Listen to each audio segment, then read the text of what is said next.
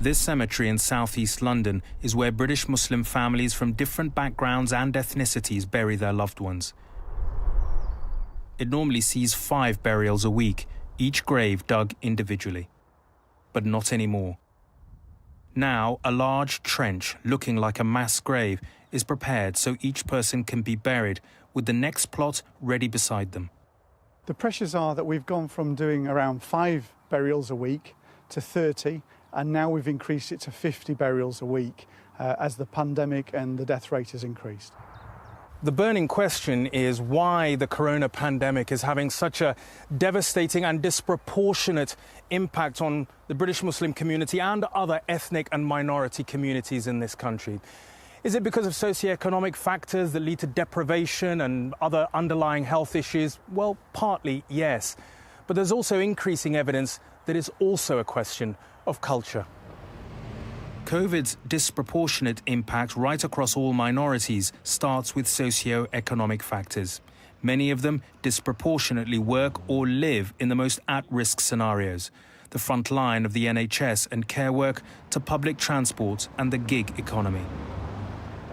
Dero Gouled, a carer, has seen the virus devastate her family, with 2 dead and 2 critical in hospital.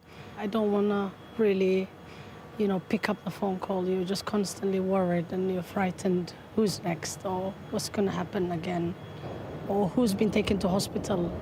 It was already traumatizing enough to have the same uncle and brother taken from the same house. I mean, I've never seen anything like this in my whole lifetime, and I hope we never do again.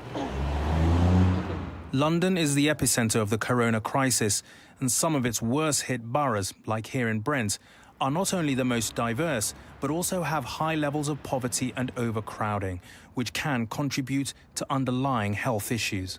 Diabetes, high blood pressure, heart disease, obesity, all of these conditions are overrepresented in ethnic minorities. We know that conditions like diabetes and hypertension in particular are associated with a worse outcome in COVID. And the outcome is also being impacted by the culture of close-knit communities.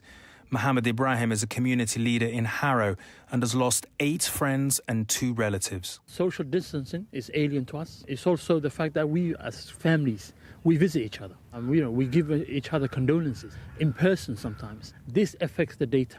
And culturally, I would say that has been it has played a huge part in what's happening. The government has said it will begin an inquiry to discover why BAME communities are being so hard hit. But medical experts from the community itself say more is needed to save more lives. The issue we have when we just break down ethnicity into BAME, we lose those kind of in-group differences. So we don't have this data, so it makes it difficult to actually unpick and understand what's going on. Nowhere has COVID-19 hit minority communities more than those working on the front line of the NHS, where they've been trying to save the lives of all their fellow Britons.